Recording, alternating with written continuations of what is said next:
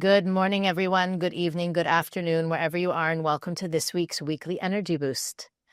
My name is Elisheva, and I'm here today with Eitan, and we are talking about lifting with love. How and why to look to the people in our lives, people we know, people we don't know, and how to lift them up. Not only when we're excited, we're in a good mood, and when it feels right to us, but also when we're not in the best place. How do we know when someone needs lifting, and what are the precise steps to doing it from a place that will leave impact not only on their lives, but on our own lives as well? Weekly Energy Boost is a 7-day spiritual weather forecast where we provide our listeners with the most powerful and practical tools to navigate the coming 7 days. We do that by looking through the teachings and tools of Kabbalah and offering up wisdom and tools that will not only help you navigate the potential challenges and gifts of this week, but wisdom and tools that can be used any week of the year, any year of your life. And because we have a specific combination of this week's portion and the holiday of Shavuot, the cosmic window that we have been leading up to since the holiday of Passover, there is a unique window of opportunity that shines throughout the week, not only in that specific window in time, that allows us to connect, as we were talking about last week, not only with our truest essence, but also with the incredible power that we have to make a difference in one another's lives. So, Eitan, when we talk about lifting up others, supporting them, inspiring them, sharing, spreading a little happiness, what does it really mean, spiritually speaking? I remember many years ago, I came to the US, young Kabbalah teacher. I didn't learn how to become a teacher. And I found myself insecure when I was sent in various centers to try to help people. I didn't study enough to teach anybody. I hardly knew English. I didn't feel I'm capable to lift people, to support people. I just moved from Israel to the US. And I remember Karen Berg, my teacher, said, stop thinking about what you know and what you don't know and how capable you are. The mere fact that you're connecting with people with desire just to make their life a little better, just by being present with them, by listening to them, by have desire and believing that you can lift them a little bit, that will make the difference. And for me, that's one of the biggest secrets of the center and my spiritual growth and what we're offering in the center. You don't have to be first expert. The mere fact that you have a desire to make another person's life a little better, a little smile, a little comfort, a little bit more care, you're bonding with their soul. And every time we are bonding with someone else's soul, because we truly care to lift them and they care to lift us, you connect to the true essence of who you are. As you mentioned, Elisheva, Shavuot is this week. It's actually those who are watching this morning, Sunday, tonight is Shavuot. What does Shavuot represent? That is the one time ever that we connected to our true essence and the totality of the light of the Creator was revealed. We were limitless. And what made it limitless? We were as one, holding each other with a desire to lift each other. Imagine that 10 times a day, I'm not saying all day long, 10 times a day, you're putting alarm set in your phone, 10 times a day, you're just pausing and telling yourself, how can I lift someone now without agenda? Yeah, but I myself feel I need a lift. Forget about it. Right now, in this present moment, embrace your challenge. Pause and embrace your own challenge and your own difficulty. But then, how can I lift someone else's energy? A phone call? A smile? A stranger? In the airplane, when you're flying, helping somebody with a suitcase? with kindness. Call someone that you just realized they told you they needed in pain. They're going through some difficulties. There's so many ways if you just pause and how can I lift someone's energy? It doesn't have to be spiritual. It doesn't mean to preaching. Adding positivity to their life that is not coming from lack and from pleasing, and I want them to like me. At the end of the day, you want to know really what is our true essence? Desire to help and to lift others. You don't have to be ready for that. You don't have to take a course for that. You don't have to have endless wisdom for that. It's funny, as you were talking, I was thinking about myself when I first came to study Kabbalah. Within a relatively short time, I knew that this is what I wanted to do. I wanted to be a part of making this wisdom and these tools accessible to the world. And I was still in school, and I decided I'm going to get a job and learn about the real world before I get to be involved with Kabbalah full time. So I worked in a restaurant, and it was a takeout place. It wasn't a nice sit down, have an enjoyable experience. People called. It was before the internet. They called on the phone. They placed an order. They picked it up. So I decided that my time, however long I was going to be there, was going to be a workshop.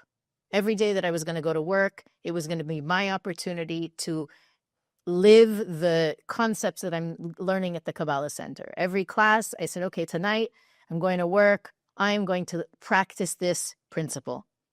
And it was like I drew a lot of strength and inspiration and excitement to show up every day and be the light. That was my mission there, be the light. So one day someone called the restaurant and said, I said, how can I help you? And they said, are you the one who smiles? And I realized that my effort was, I don't know if it was working always 100%, but the fact that someone recognized that my smile stood out among the staff in this place, it was such a lesson for me, right? It wasn't even about, I wasn't there to teach Kabbalah. I wasn't there to change the world. I just said, if I can be the light for the 4 hours that I'm there, the 8 hours that I'm there, and make someone's day better, that's worth everything. And what you said before, Eitan, that you don't have to be an expert, there isn't a special training, I find it's actually the opposite. That you said that, let's say you're at on an airplane and you can help someone with their bag, whatever it is. Sometimes I even see it, and especially when I travel, I observe, I like to people watch. You see that there's someone that comes by and says, can I help you? And the person says, no, thanks, I'm okay. But then the second person comes by and says, can I help you? And the other person says, you know what, I would love that. Why does the second person get the opportunity and not the first? It's not random. There is really a beautiful synchronicity that takes place behind the scenes that allows us, if we're looking for it, if our eyes are open and that's our desire, to identify, to connect with people that are uniquely destined to be lifted by us. And just a few weeks ago, we had a class with Michael Berg about reincarnation and the launch of a book we have, The Gate of Reincarnations. And one of the things he shared there that was so powerful to me that I feel is at the core of what we're sharing today is that there are certain people that certain souls that our soul has been connected to through lifetimes. And they're literally depending on us for inspiration, connection, meaning, right? We're part of the building blocks that help them create their life. And to be in that mindset, to be aware and alert and looking for who can I help, who needs a smile, who needs, and by the way, I should say, this is not something that you should walk around doing from a place of fakeness, right? If somebody does a terrible job at something, don't walk up to them and tell them, oh, you were amazing. We're not talking about that. Right? Because there's a whole category of evil speech that is false flattery. It's not about lying for the sake of making someone feel more elevated, let's say. The goal is to look for the opportunities to support, share kindness with. I really like the word elevate because it simply means taking someone from where they're at and lifting them up a bit. Doesn't need to be lifting them up completely. You don't have to solve all of their problems, but helping them feel a little bit closer to the light is all it takes.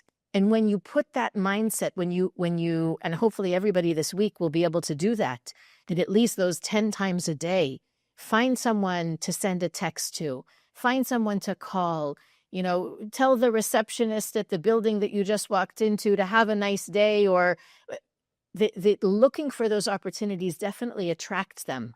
But I think even more important on a soul level, there are certain people in the world that are waiting for us to say a kind word, to share with them a positive message, to uplift them. And they've been coming lifetimes to connect with us. Who are those people? Are we consciously asking the universe to send them to us, and for us to be aware when we cross paths with them to make that connection? Beautiful. I remember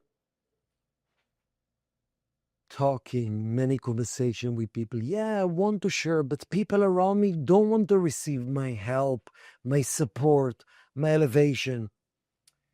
There's a spiritual rule. How do you create someone that wants to receive your help? Marketing? Convincing? Let's learn from the Creator. What was the original desire that the Creator had that created within us the willingness and the desire to receive the light from the Creator? Desire to give. When you have the genuine desire to give, to help, to add value to whoever you're supposed to, you'll be amazed. You'll create people who really wants to receive what you want to give. Maybe not the right person that you just approached, but if you come from a genuine desire to live, to elevate, it's between you and the Creator, not because you need someone to say yes. Trust me.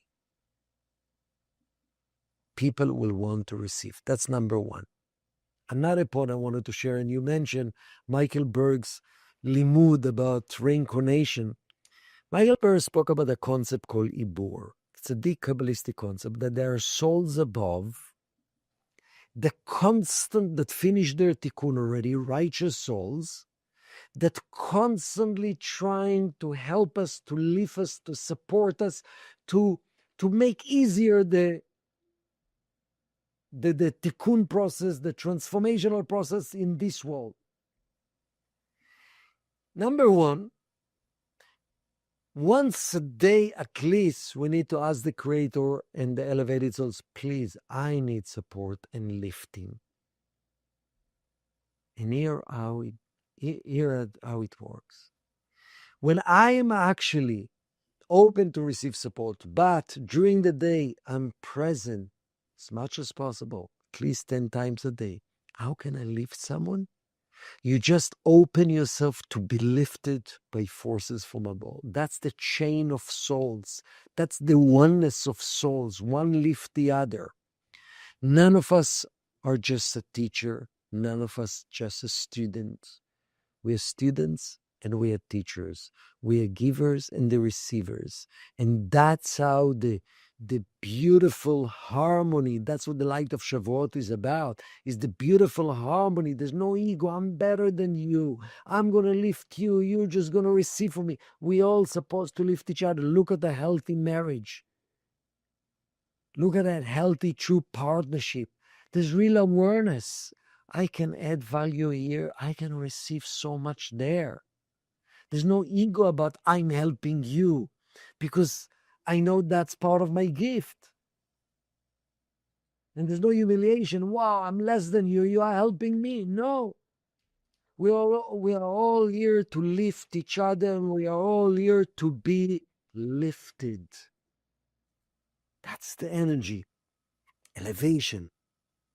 Allow to be elevated and help others to be elevated. I think that what you said is actually the key. to making this not only a practice for this week, but a practice for all time is the realization that there's so much that we don't see.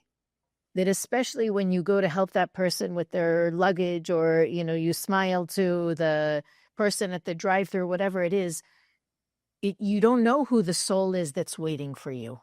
You don't know what you putting aside your stress and your worry and your frustration to be there and present for someone else. You don't know what support that's going to unlock for you. And, I've shared in previous episodes that when I wake up in the morning, one of the things I try to remember to think about is as soon as possible after I open my eyes is, I can't wait to see what the light has in store for me today.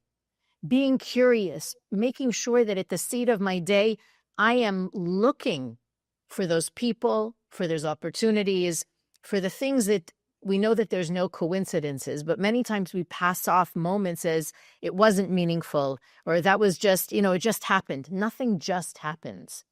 The reality is, according to that teaching, by me making that time, putting aside my worries and my frustration and the mess that just happened the other day to listen to, what do you have planned for this weekend? Or what are you excited about? And letting them, being interested in them. I think even lifting someone up is just showing interest and care. The technicalities, the words that come from your mouth or how you respond, it's secondary to just being there. How that can unlock divine support and guidance for us makes being there for others super exciting. Like, I can't wait to see who crosses my path today that will help me unlock something that my future self needs. And being in that mindset, and I think the key word is practice, because you can get super excited about it and do it today and tomorrow. But to really ask for the support, and maybe it is as simple as setting an alarm on your phone, to really make it a habit of stopping and being there multiple times a day for someone, a moment, 2 moments, 3 moments, it's a game changer. I want to end today's episode with something from Karen Berg. But before I do, Eitan, last thoughts you want to share with us for the week? Yes, the last thought, I just want to reiterate what we spoke before, because that's a major secret. The driving desire for all of us all day long, I want to receive. I want to get rid of this problem. I want to eliminate this lack. I want to feel better. I want to get rid of this spiritual issue. I want. The secret of life is more moments during the day. We are focusing, in spite of all my needs and my want. Yes, I want them, but I'm putting them aside right now. How can I desire to lift someone genuinely. When you do that, magic happens. The Creator takes care of your needs and wants. So powerful, so exciting. I can't wait to see how we make this huge collective shift this week, and it really creates lasting impact, lasting waves for everyone, for all of our lives. Thank you for that. I wanted to share something. We haven't done it in a while, but Karen Berg has articles on Kabbalah.com from years of writing and sharing different wisdom for us. And there's an article we can also, I can put it in the show comments for you to read the full article. But Karen ends the article like this, talking both about this week's portion and the energy of Shavuot. The light available to us this week connects us to the energy that was revealed on Mount Sinai when death was eliminated. Imagine never saying goodbye to a loved one. Imagine the enjoyment and blessings of life never coming to an end. Imagine enjoying lifetimes of endless good health and vitality. This great promise comes from the Creator and is indeed our future and destiny. But this week we can have a taste of that reality. If we are only open to making the effort and flipping that switch on and being a channel for this light, we can go back to the future and bring it to the here and now. We are willing to receive for the sake of becoming a being of sharing. Turning on the light in our lives does not necessarily take much. How often do we bypass a coworker who looks like they're in hard times simply because we may be too busy? Could we stop our day just for a moment and say hello and offer a smile? Do we ever find ourselves so involved in our own lives that we do not allow ourselves to feel the happiness and joy for other people? Are we open to taking a minute to stop and feel for another person's joy and wish them well? Being happy for others costs us nothing, yet it yields us so much in return. Actions of loving kindness are what flip the light switches in our own lives. Then, when we channel the light for the sake of others, it is we who experiences that light. By giving, we automatically and instantly receive. This week in your meditation, we travel with the speed of light. In the morning's new dawn, meditate on the sun's light making its journey around the world. Every moment throughout the day, darkness disappears as the light illuminates the earth. Every minute, the sun is rising somewhere on earth as it travels that 186,000 miles per second across the globe. Take yourself there and travel with it. Within an instant, forests, valleys, caverns, and darkened cities are lit. Let this same light enter your life, offering love, solutions, miracles, and bringing an end to conflicts. All that is required of us to access the light of the Creator is to let it in. If we can find the space in our hearts to love each other a little more, we can, at last, bring the totality of the light of the Creator to this world and remove every dark corner in it. It's a beautiful way to end this week's episode, and I look forward to hearing from all of you how this daily practice literally creates light waves in your life. Weekly Energy Boost is available on all podcast platforms, YouTube, Facebook, and Instagram. You can follow us there to receive additional content, and you can also visit our website, weeklyenergyboost.com, where you can find the things we think are important for our listeners to know about, as well as our archives, a way to reach out to us and send us a message, and a donate button that you can click to support the production of this podcast. But as always, the real light, the real opportunity to share and make a difference lies in sharing this week's episode. If enough of us are out there making the effort to lift one another up, as Karen Berg said, it will truly light up every corner of the earth. And we'll see you next week on the Weekly Energy Boost.